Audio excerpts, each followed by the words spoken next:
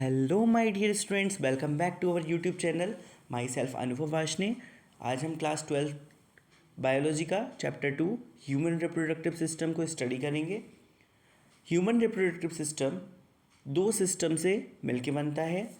पहला है हमारा मेल रिप्रोडक्टिव सिस्टम और दूसरा है हमारा फीमेल रिप्रोडक्टिव सिस्टम।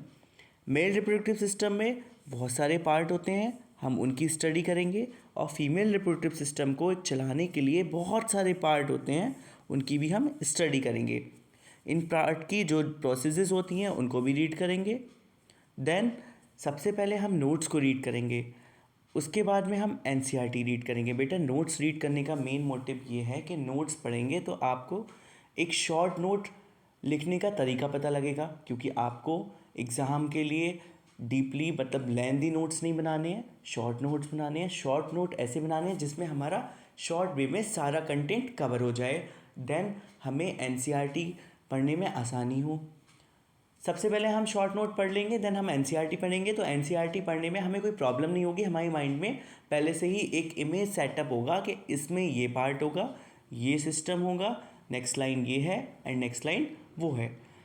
तो एनसीईआरटी को हम लाइन बाई लाइन पढ़ेंगे, क्योंकि आपके बोर्ड एग्जाम में असर्शन रीजन के जो क्वेश्चन पूछे जाते हैं, असर्शन रीजन के क्वेश्चन आप तभी सॉल्व कर पाएंगे जब आपने एनसीईआरटी को लाइन बाई लाइन रीड किया होगा। देन आपके जो नीट का एग्ज़ाम होता है, नीट का एग्ज़ाम का जो पूरा पैटर्न होता है वो एनसीईआरटी बेस्ड होता है। एनसीईआरटी की अगर आपने लाइन बाई लाइन रीड करी होगी तो आप नीट के एग्ज़ाम में अच्छे से मार्क्स अचीव कर पाएंगे। नेक्स्ट आइए सबसे पहले हम नोट्स रीड करते हैं। ह्यूमन रिप्रोडक्टिव सिस्टम, हर एक ऑर्गेनिज्म अपनी जनरेशन को कंटिन्यू रखने के लिए रिप्रोडक्शन करता है। इस चैप्टर में कुछ टर्म है। पहली टर्म है हमारी बेबी पेरस। बेबी पेरस वे ऑर्गेनिज्म होंगे जो डायरेक्ट बर्थ देंगे, इसमें ह्यूमन आ जाएगा। नेक्स्ट टर्म है हमारी ओबीपेरस। ओबीपेरस का मतलब होता है वो ऑर्गेनिज्म जो एग देंगे। जैसे हमारी बर्ड्स आ गई, कुछ एनिमल्स आ गए और कुछ इंसेक्ट्स आ गए। नेक्स्ट स्टेप है हमारी गैमीटोजेनेसिस। गैमीटोजेनेसिस मतलब गैमीट को जनरेट करना, मतलब फॉर्मेशन ऑफ गैमीट। इसमें 2 गैमीट बनेंगे, एक होगा हमारा स्पर्म जो कि मेल से बनेगा, जो हमारा फॉर्मेशन होगा टेस्टिस में। ओवम फीमेल से बनेगा जिसका फॉर्मेशन होगा ओवरी से। नेक्स्ट अगली डेफिनेशन पूछी जाती है इंसेमिनेशन की। बेटा ये बहुत इंपॉर्टेंट है। Insemination is a process in which sperm transfer from female genital organ, जिसमें स्पर्म का ट्रांसफ़र होगा फीमेल जेनाइटल ऑर्गन में। जो फीमेल जेनाइटल ऑर्गन है वो हमारा यूट्रस होगा। यूट्रस हमारा इन्वर्टेड पीयर शेप का स्ट्रक्चर होगा। नेक्स्ट यूट्रस हमारी पेल्विक रीजन में होगी। नेक्स्ट आता है हमारा fertilisation. It's a very important. Fertilisation में क्या है? Fertilisation is a process in which ovum and sperm are fuse together, जिसमें ओवम और स्पर्म आपस में फ्यूज होंगे, देन क्या बनाएंगे हमारा जाइगोट। अब बेटा सबसे पहला क्वेश्चन ये आता है कि ओवम और स्पर्म किस नेचर के होंगे, हैप्लॉइड नेचर के या डिप्लॉइड नेचर के? तो आपका आंसर होगा हैप्लॉइड नेचर के, क्योंकि 2 हैप्लॉइड आपस में मिलके एक डिप्लॉइड नेचर का बनाते हैं। नेक्स्ट है भाई यहाँ पे जाइगोट बन गया।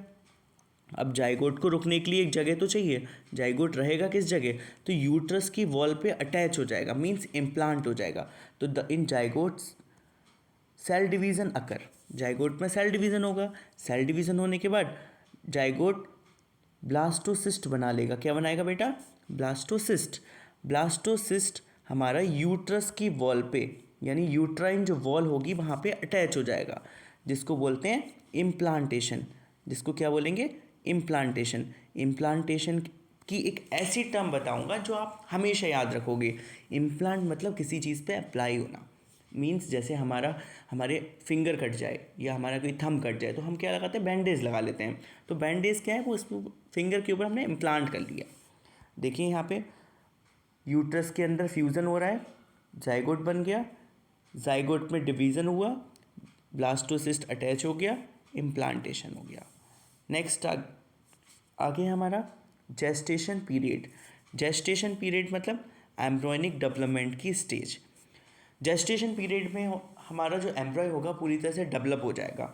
नेक्स्ट है पार्चुरेशन। पार्चुरेशन में जब एम्ब्रॉय पूरी तरह से डेवलप हो जाएगा तो उसकी डिलीवरी हो जाएगी।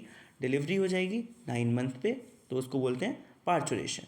आई होप इतना आपको समझ में आया होगा। बेटा चीज़ों को अपने माइंड में बिठाल के ले चलो, क्योंकि आप अभी से चीज़ों को अपने माइंड में सेटअप करोगे तो आगे के चैप्टर भी आपको इजी लगेंगे, और अपना ब्रेन को जितना से ज़्यादा यूज़ करोगे उतना ज़्यादा बेटर है।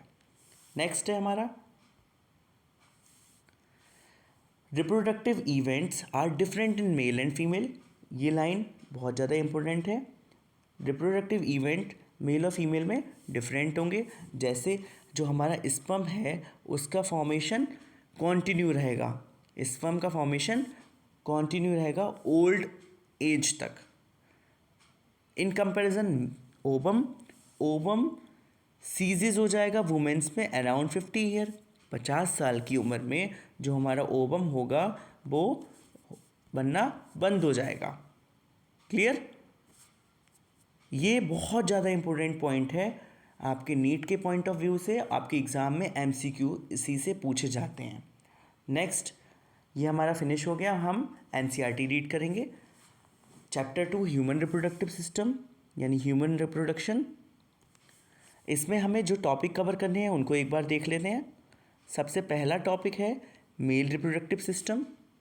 उसके बाद हम फीमेल रिप्रोडक्टिव सिस्टम को स्टडी करेंगे। गैमीटोजेनेसिस पढ़ेंगे, मेंस्ट्रुअल साइकिल जो फीमेल में होती है, fertilisation and implantation, pregnancy and embryonic development, parturition and lactation. Clear? ये सारे टॉपिक को हम 1 बाय 1 हर पार्ट को हम अच्छे से रीड करेंगे। एनसीईआरटी की आप बुक खोलीजिए और आप मेरे साथ लाइन बाय लाइन रीड कीजिएगा। जो भी चीज़ें आपको टफ लगे आप कमेंट बॉक्स में मुझसे पूछ सकते हो। बेटा आप मेरे साथ पढ़ेंगे तो आपको चीज़ें याद हो जाएंगी, और चीज़ों को आप डिले करते रहेंगे तो आपको प्रॉब्लम क्रिएट हो जाएगी। हम लाइन बाय लाइन रीड करेंगे। सबसे पहली लाइन है as you are aware human are sexually reproducing. As you are aware मतलब आप जानते हैं कि ह्यूमन क्या है, सेक्सुअली रिप्रोड्यूसिंग है। ह्यूमन क्या है, सेक्सुअली रिप्रोड्यूसिंग है। नेक्स्ट अगली लाइन है बीबी पैरस। बीबी पैरस है। ह्यूमन क्या है, बीबी पैरस, क्योंकि ह्यूमन डायरेक्ट बर्थ देगा या एग देगा भाई, एग नहीं देगा, बर्थ देगा। Next reproductive event in human include. जो रिप्रोडक्टिव इवेंट होंगे ह्यूमन में उसमें होगा फॉर्मेशन ऑफ गैमीट। क्या फॉर्मेशन होगा, गैमीट का फॉर्मेशन। गैमीट के फॉर्मेशन वाली टर्म को गैमीटोजेनेसिस बोलते हैं। गैमीट के फॉर्मेशन वाली टर्म को क्या बोलेंगे बेटा, गैमीटोजेनेसिस। इसको हम हाईलाइट कर लेते हैं, सॉरी इसको हम हाईलाइट कर लेंगे गैमीटोजेनेसिस को। ठीक है, नेक्स्ट है हमारा गैमीटोजेनेसिस यहाँ पे हो गई। अब आता है स्पर्म इन मेल। मेल्स में क्या बनेंगे, स्पर्म बनेंगे। और ओवम इन फीमेल, फीमेल में क्या बनेंगे, ओवम बनेंगे। और अगली टर्म आ रही है transfer of sperm into the female genital tract, जिसको क्या बोलेंगे, इंसेमिनेशन। इंसेमिनेशन को भी हम हाईलाइट कर लेंगे।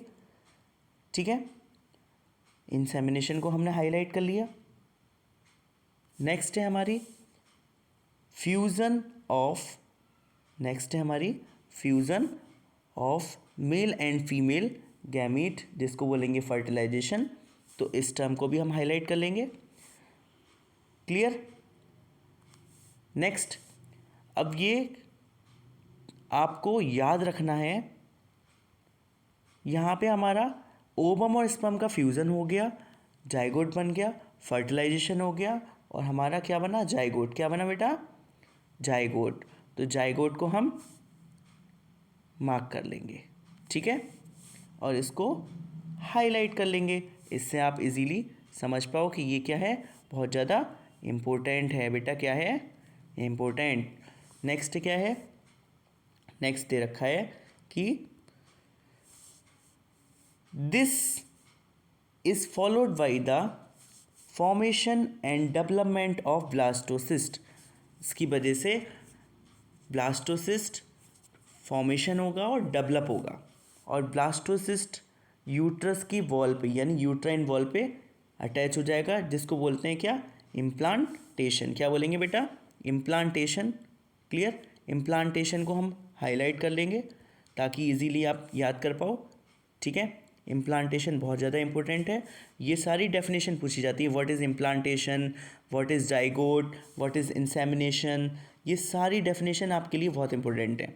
नेक्स्ट है अगला, एम्ब्रियोनिक डेवलपमेंट स्टेज को क्या बोलते हैं, gestation. Gestation, what is gestation period, embryonic development stage को हम जेस्टेशन पीरियड बोलते हैं बेटा, याद रखना, भूलना नहीं है आपको। ठीक है, कोई आपसे पूछे कि जेस्टेशन पीरियड क्या होता है, तो एम्ब्रियोनिक डेवलपमेंट स्टेज होती है, उसको जेस्टेशन पीरियड कहते हैं, बहुत ईजी है। नेक्स्ट है, अब भाई जेस्टेशन पीरियड हो गया, एम्ब्रॉय हमारा डेवलप हो गया, एम्ब्रॉय डेवलप हो जाएगा तो भाई उसको भाई बाहर निकलना होता है ना, तो द डिलीवरी ऑफ बेबी, जिसको बोलते हैं parturition, the delivery of baby को क्या बोलेंगे, पार्चुरेशन। इसको भी हाईलाइट कर लेते हैं, ये भी बहुत इंपॉर्टेंट है। नेक्स्ट है, आगे पढ़ेंगे हम। आप you have learned that those reproductive event occur only after puberty. There are remarkable difference between the reproductive event in male and female. For example, sperm formation continue even old men, यानी sperm का formation क्या होगा, old man में continue रहेगा, but formation of ovum ceases in women around the age of 50 year, यानी ovum का जो formation होगा वो 50 ईयर पे बंद हो जाएगा। इसको भी हम हाईलाइट कर लेते हैं बेटा, बहुत इंपॉर्टेंट है। ठीक है, कि 50 साल की जो उम्र होगी उसमें जो महिलाएं होंगी उनका जो ओवम फॉर्मेशन होगा वो बंद हो जाएगा, यानी ओवम का फॉर्मेशन बंद हो जाएगा और मेंस्ट्रुअल साइकिल बंद हो जाएगी। ठीक है, अब एक चीज़ आप ध्यान रखो, दो टर्म पूछी जाती है, एक होती है मिनार्ची और एक होती है मीनोपॉज। मिनार्ची होती है स्टार्टिंग ऑफ मेंस्ट्रुअल साइकिल, जब मेंस्ट्रुअल साइकिल स्टार्ट होती है। ठीक है, मेंस्ट्रुअल साइकिल जब स्टार्ट होगी तो मिनार्ची होगा, और मीनोपॉज होगा पॉज, जब हम कोई वीडियो देखते हैं और हमारा कहीं ध्यान दूसरी जगह चल जाता है तो हम उसको पॉज करते हैं, पॉज, मीनोपॉज, याद रखना इस टर्म को। ठीक है, नेक्स्ट, अब हम वन बाई वन हम दोनों चीज़ों को स्टडी करेंगे, मेल रिप्रोडक्टिव सिस्टम और फीमेल रिप्रोडक्टिव सिस्टम को। ठीक है बेटा, आई होप ये वीडियो आपको पसंद आई होगी। चीज़ों को लाइन बाई लाइन हम रीड करेंगे नेक्स्ट वीडियो में हम मेल रिप्रोडक्टिव सिस्टम के पार्ट को डिस्कस करेंगे। आई होप आपको समझ में आया होगा बेटा। चीज़ों को ध्यान से पढ़ते चलो, प्रैक्टिस मेक्स मैन परफेक्ट। आप चीज़ों को प्रैक्टिस करोगे तभी आप परफेक्ट हो पाओगे, अदरवाइज़ आप परफेक्ट नहीं हो पाओगे। आई होप आपको वीडियो पसंद आई होगी। अगर वीडियो पसंद आई है तो प्लीज़ लाइक कमेंट शेयर करें, और अपने कलीग्स को, अपने फ्रेंड्स को ज़्यादा से ज़्यादा शेयर करें, ताकि उनको भी पता लगे कि हम बायोलॉजी को ईजीली पढ़ सकते हैं। और बायोलॉजी इतना ईजी सब्जेक्ट है in comparison to other subject, और टफ़ भी है, जो बच्चे नहीं पढ़ते हैं उनको टफ़ लगेगा। ठीक है, ओके बेटा, थैंक यू।